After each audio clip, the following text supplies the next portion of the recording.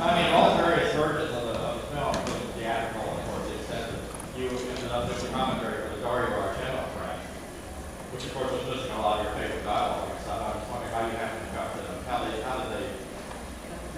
The people who produced this brought that comic, and that's what we sat down and looked at. Well, Argento, what our choice? he was a producer. Argento, he had half of the film. Yeah, what? Half of the film. Yeah. He put up half the money, and he had the rights in Europe.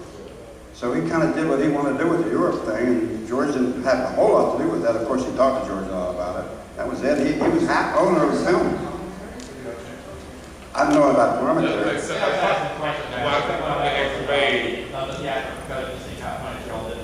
cut that nobody else had ever seen, and you yourself were, kind of listening. It was a very good commentary. Great question. Nobody has an answer. That's a good question. Anybody? Way back. Yes. I was just a question. I was going to field this version for 10 minutes to do for all the actors. What would you say was the hardest scene, like the scene that you felt most uncomfortable, like as an actor trying to do? What scene was most uncomfortable as an actor, I never mind. participating in? I never mind. All right, go ahead, baby. Well, we went up on the roof for the helicopter scene. We chased Kenny up on the roof, and we were dressed in regular clothes. And it was about 10 degrees out, and we were underneath the helicopter, and we almost died under that. We got our zombie face on, and then they froze. You didn't have to do it anymore. It's froze on you. It's true. We were, again and again, we were so cold up on that roof, and when they said draft, we ran for that step to get down there to unfreeze. We were dressed like this, and it was 10 degrees out with the helicopter. Figure out the wind chill factor. You were making flash frozen. Yeah, we were flash frozen. I didn't have any particular scenes that were. I did not enjoy anything I was asked to do. I can remember walking onto a set while people were pulling raw entrails out of a thing and chewing on them, and I said, "Oh no, no." That's a really good point. I would say the hardest scene, well, the most distressing scene, well, for me, and I don't know about for you guys, is early in the film, in the basement scene, and all the zombies are down there and eating each other. Just when we got called down to the set and we walked in there, it was like really distressing to look at because it was so. Well, it had just looking at it face to face, it had so much reality, and I looked at George. I said, "George, this is really disgusting." and he said, "I know." I would agree with Scott. That was the scene first, Scott. I think it's the first scene I saw in Will Carney. Yeah, you came in. Yeah, I was. Is that one of the first scenes we shot? Yeah. Before we And that was cold. That was That was cold cold. also. That was also cold. No heat. And sticky. Now, on that helicopter scene, on the roof, do you remember that I almost pulled it down? Yes. Yes. Yes. Almost what? Yeah, pulled down the helicopter. Yeah. Remember Yeah, that? you Don't you remember? Yeah. That's the first time zombies ran in that film. As far as Well, no, it was, to let Galen know I was still alive and let me in. The helicopter had lifted, and I had enough room to grab it. Yeah. And so I grabbed it and started doing this. And so the guy said, helicopter goes, no. Don't. Oh, no, the boy, these coming out with me. The rest of them. It would have been a much different film if you pulled the copter down and the blades just chopped up. That'd have been cool. As far as my scene, it was in the studio. It was nothing uncomfortable. We were having a ball. I loved it. They may say that line to the guy in the control. Get that fucking idiot out there!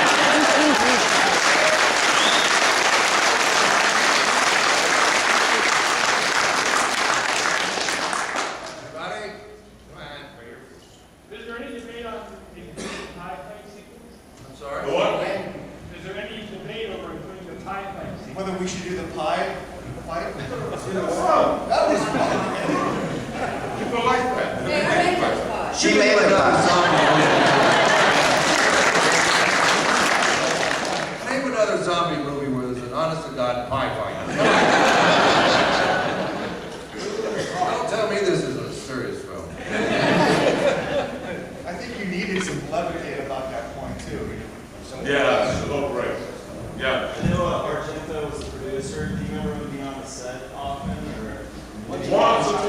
most, but I think Yeah. just once.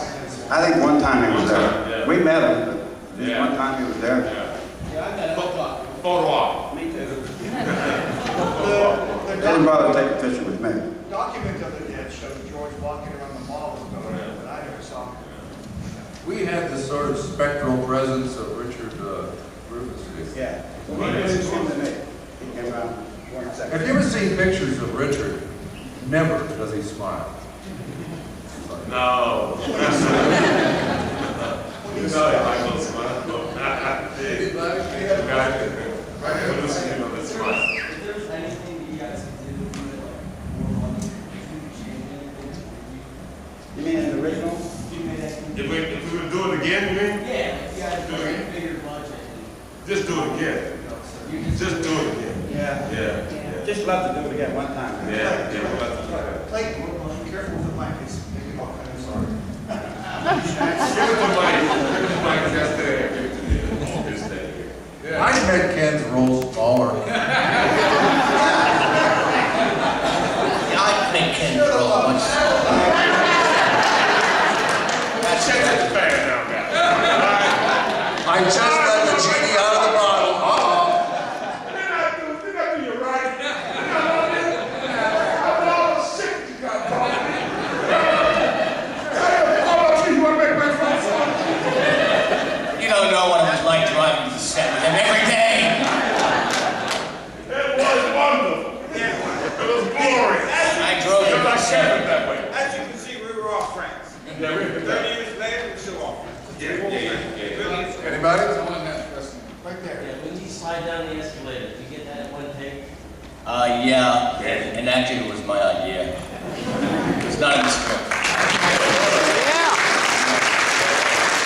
George is so flexible, I just said, well, have somebody spot me at the bottom so I don't break my back.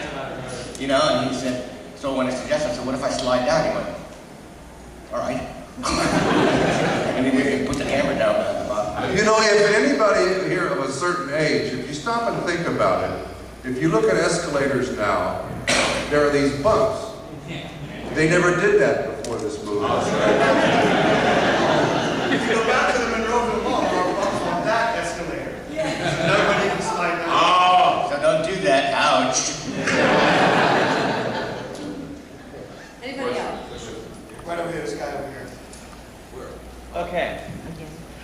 The Of the Dead films were the first cannibal zombie films. There were other zombies, but this was the first of its kind. Did you expect there to be this? Did you expect this to be such a big thing? That you'd have like an entire convention of people? I didn't think it would play Guam. We're big in Russia. We are big in Russia. Happy adventure. We are big in Russia. Yes. Happy adventure. They email you? Get the stuff? Yeah, You get the stuff. You get stuff? Surprised at all. Yeah, if I understood correctly, the scenes of your living quarters in the mall were not actually shot in the mall, correct? It's not where you were actually living. They were in the mall. They were in the mall. We were in that was in the mall. That was in the mall. Yeah. Yeah. Then we had that other little spot too. No, I'm sorry, we had the spot on the side, sorry.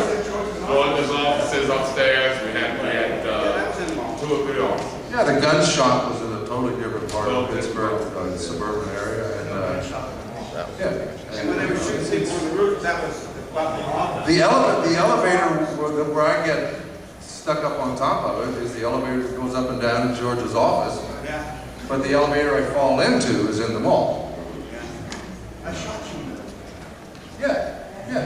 But the room with the skylight in their living quarters. Yeah, That was in the office, no. No, it was a skylight in the mall. I was up there. The skylight in the mall was fake. On the roof, it was a fake. They had to put it in the set because it was out the mall. And you saw it at the beginning of the movie, first time we got there. We It was called Skylight. shot all of the scenes that were interior, and supposedly in the mall, and George's office, or warehouse, a separate warehouse. It was built specifically for that.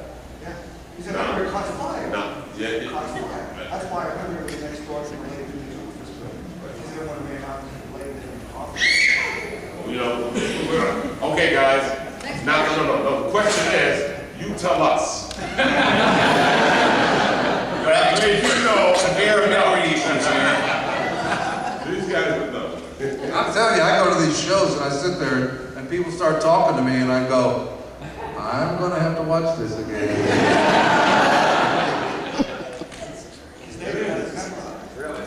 Something that's over for you. Question? Okay, over there. Yeah, lady. I got a kind of different one for you. What are your feelings on a true zombie apocalypse? Like, what do you think you would do if it really happened? Go to the mall.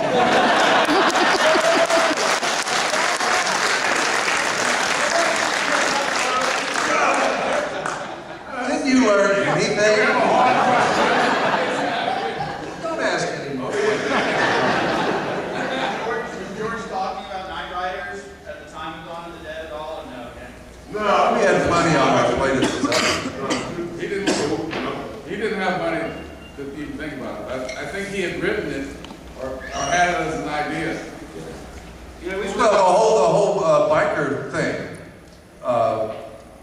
it came to full fruition with that. I mean, he really wanted bikers in a movie, and he got them, and then he got them. He had a treatment called Knights, but they had to change the title because Excalibur was being made. That was called Knights. So we had changed Knights to Knight Rider. But it was just a treatment, a folding pamphlet with a couple pages of a rough idea. Back But then. that's kind of about the same time. And Ed Harris became a big star after that. Yes. Big time. And we thought few people would, you know? Yeah. We thought that there were, you know, Lottie was in it, Christina, Lottie thought Lottie would be a star too? Yeah, Lottie was done. Yeah, it's too bad about Ed Harris's career after that. Maybe we can talk to Ed and the Good luck. I know you guys had to do a lot of night shoots and the mall was closed, so people weren't there. Did they have to close down the mall for you guys to do the semi-truck scene where you block the entrances? They had to close Did we do it in the mall? It was daytime. It was daytime. That was daytime, so it didn't matter. Because the mall was decorated for Christmas. That's why we all sort of broke and took a vacation and went home for Christmas because we had to wait for Christmas to be over with. And they could take the decorations down, we could get in and work in the mall. And then we shot the mall in January. Did you do it early in the morning before customers came, or did they have to? We had to be out of there by 7 o'clock. Well, you're asking about the truck scene, right? But the truck scene, what he's asking about though. I don't think they closed the mall. They could have closed it. They may have. Maybe, no, maybe, I don't know what we did. We got there early, sun up, we did it at sun up. We did sun up this, we got it done, and then we came back and did some more sections of it. And I don't, were there blue laws in Pennsylvania at that time where they weren't open until a certain time on Sundays? Yeah. Like 9 o'clock, 10 o'clock, we had to get it done, you know, a section of it done. So I think we did a couple days of it, you know, that kind of thing. I think. But we You had, guys would know. they had bars open in the bar. And late at night, you turn around and see a drunk can, I hadn't decided, there's a dawn. We had to close up. There's a somewhat unforgettable zombie character, a very large man in a swimming suit. Yeah. The first time this stuff was shot, he was out there. It was a nice balmy day and before Christmas in early December. It was like, oh, okay, I can do this. I have my little shorts on. The second day, it was very cold. It was after Christmas, and he was out there freezing his self. He was a very heavy man, but he also began to turn blue. That was really concerned. Yeah. He really wanted to be a zombie. But we also had to stop shooting at 7 o'clock every morning because the music would come on. Nobody knew how to turn the music on. No matter who we called, and we thought it came out of like a central location in Arizona or something. Yeah, it was great because we wrapped, and they had made an arrangement with a restaurant in the mall. And their people were coming in early in the morning to prep for the day's restaurant work, and we would all have breakfast there. It was an arrangement. So we'd wrap, they'd tear down the set, we'd all go into this restaurant, eat breakfast, we'd come out, And by the time we came out, some people still had some makeup on, and the employees were starting to filter in the morning looking somewhat like this. So we all said, hi, hi, hi. There was a senior citizens organization that decided that their morning workout, their morning walk around should take place at the Monroeville Mall. So one day there was a corner of the mall and about, I don't know, 50 senior citizens heading toward it and 300 zombies. Same corner. And they met. There were no casualties. We wound up using some of the senior citizens for zombies. He's lying. We're not gonna Questions? They did it walk. Yeah.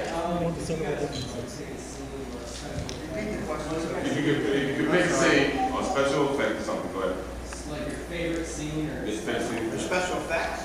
either one, scene or special. I can tell you. My favorite scene? Well, there were a couple. One is in the truck.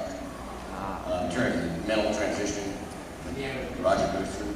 And then doing the scene with Kenny at the end to come back as a zombie. My favorite, my favorite was the doors opening in the elevator and stepping out. Because, like I said earlier, George didn't know what I was going to do, and I damn near didn't know what I was going to do, and it was like, okay, here we go, you know. And that was very exciting to me because I had no idea if George was going to say, "Are you shitting me?" But he loved it, and I thought, all right. So Did it just occur to you then with the door open and what to do? Or did you put some... oh no. I mean, like all of us. I mean, like I'm saying, these are not, you know, even then, as much younger than we were. These are very well trained, serious theater people and acting students. And if I pull out my script, there's lots of notes in there, you know, I learned from day one in acting. This is how you analyze a character. This is how you do this. There's a reason for everything you see. And I based the whole thing on very logical, to my mind, for the character choices. So there was no accident. I just didn't know if he was going to go for it. Yeah, but you were doing great things. Your hand holding the gun. Oh, yeah. You had no control over your hand. Your neck, of course, means your head. Yeah, well, the whole character was based on the injuries that had been sustained. The neck made this. I mean, I took it way out to the edge because I felt that it was necessary to have a specific, easily recognizable image. You see that, that's it. Well, you know what else was cool about that? You were one of the stars of the movie. So a star's zombie performance had to be up there. I was scared to death because I've been watching, because I didn't get to play the zombie toward the end of the shoot. And I have been watching hundreds and hundreds of extras working out their thing. And I'm going, and it's just an incredible range of stuff that was going on among everybody. And I'm thinking, what the hell am I going to do? You know? And I thought, well, think about it. You had injuries. What are you going to do? I thought, well, okay, the leg, the thing, the hand, the gun. You want to keep the gun. You know, I mean, and then I just sort of compiled this thing in my head and went for it, you know. But it was all very basic kind of analytical acting choices. You know, my favorite scene. In the tenements, when they had the guy that blew his head off. Well, Tom Savini put this guys together, and I had all the weapons. And it's the only person twice live ammunition was used. He actually blew that head off. He actually blew that head off with a 12-gauge shotgun. So when you see it blowing up, it really blew up. It was a one-time shot. Tom had that thing where it splattered all over the place. That was my favorite shot in the whole movie. Those are the words they stuck to. What about you, Sharon? No? Okay. We had a guy, George hired a guy named Gary Zeller. Well, I know, there's a reason. who handled all the pyrotechnics and basically was in charge of anything that went boom and bang. And he was always given a real long arm's length by everybody, because he would be up there making squibs and explosive charges with a lit cigar in his mouth. It's like, oh, see ya. But also, he was fired from the film because on press night, he was running up and down the hallways of the hotel in his underwear, shooting a machine gun. Okay? He was fired. Remember, I had to take over his squibs. Yeah, he sick the FBI on us later because I was now doing the squibs. Okay, we aren't all serious. No, he accused us of stealing, I don't know, his squibs. First bipolar person they ever had. Yeah, but he won an Academy Award for his stunt gel that now stuntmen everywhere use. His company. But what was I going to say? We were talking about. When I drove the motorcycle through the plate glass window, he actually made the plate glass, fake glass, on the floor of the mall, and then they elevated it up, and they built a set around it, and I drove the motorcycle through it. Now, I was pretty well padded. The only thing that was not padded was this knee, and that's what got crunched, because the glass was that thick. George used to keep a slab of it in his office and say, oh, yeah, look at this breakaway glass, and smash it on his desk, and nothing would happen. The only reason it broke is because the motorcycle hit it, you know? There's a funny I have an 8 irony. millimeter of that, Tom. I have an 8 millimeter shot of Dick coming through that. You do? Yeah, my own video. There's a funny irony because in the character I play, obviously, is a weapons expert, sharpshooter, right? But David, because I didn't go to the I was classified Foree. David actually knows really how to handle weapons, and this is the irony because he's playing this other role, some guy who doesn't really know how to shoot at all. That's your favorite scene? Favorite scene was what? Everybody come What is it? I This is real quick. Sure. Not being prejudiced or anything, but one of my favorite, funniest scenes is Clayton going up the escalator. He's bouncing back and forth going up the escalator, and then he comes to talk, it's like he falls off. I mean, that is funny, yeah. It is a little pressure. We have time for one more question. Well, that was my favorite scene. Oh,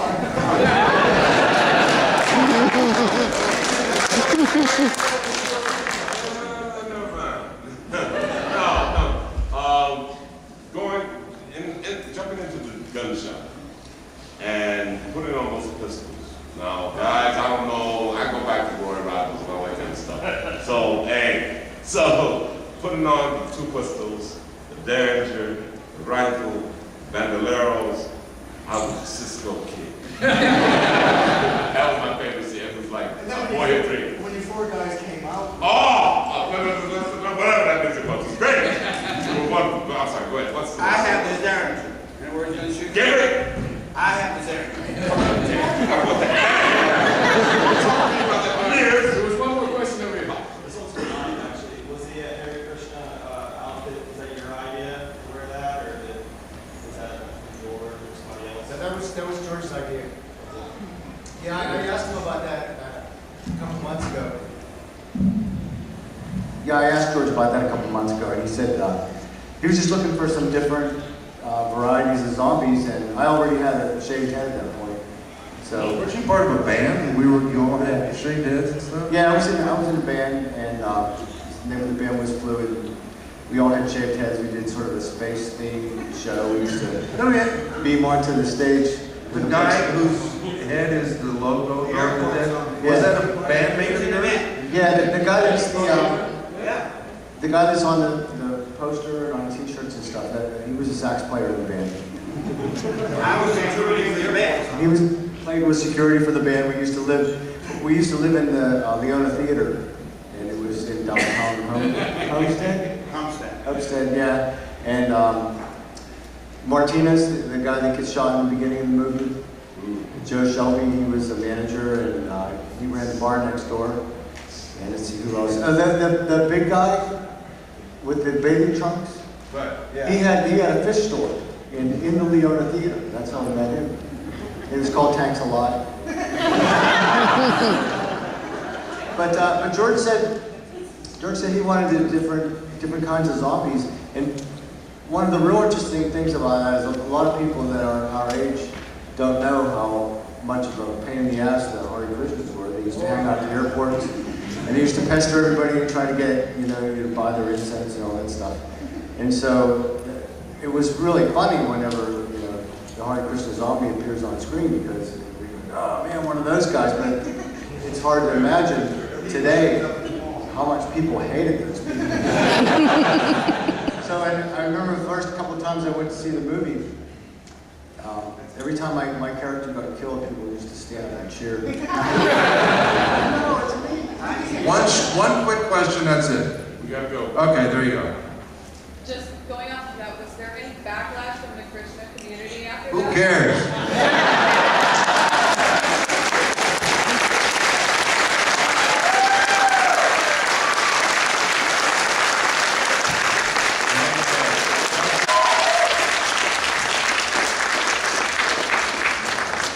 Just so everybody knows, poor Ashley has lost her voice, hence the fact that we will be doing signboards this afternoon.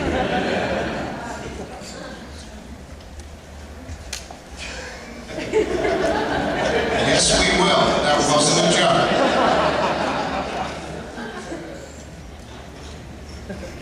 Well, Ashley says, I'll do the introduction. Philip Nutten, Phil were my friends. I was Fangoria Magazine's original British correspondent. I don't think they ever actually replaced me. I think at this point I'm the oldest living, longest serving Fangoria correspondent because they still keep digging me out of retirement.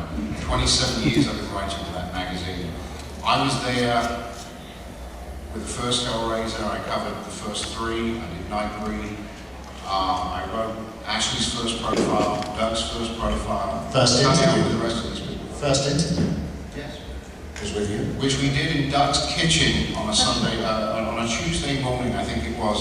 I was still working as a producer's assistant at the BBC and called in sick and said, I can't come into work. So I just disappeared and we sat drinking tea and smoking cigarettes in his kitchen for 2 hours, which was one of the most delightful Tuesday mornings of my life. Oh, shucks.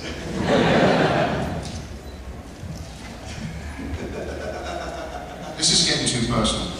Anyway, I'm going to hand it over to the rest of the crew. That's my introduction. I have a long history with these fine people, and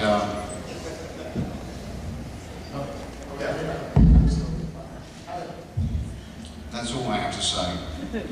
Doug, you are the Archduke of Hell. Say something, for God's sake. Give it up for Doug Bradley.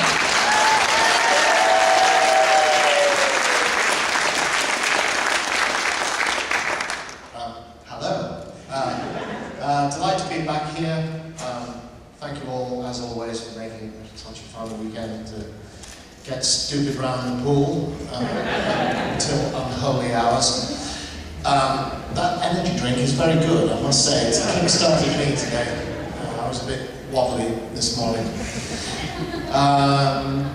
Well, we should go to you guys. Any burning questions of the hour?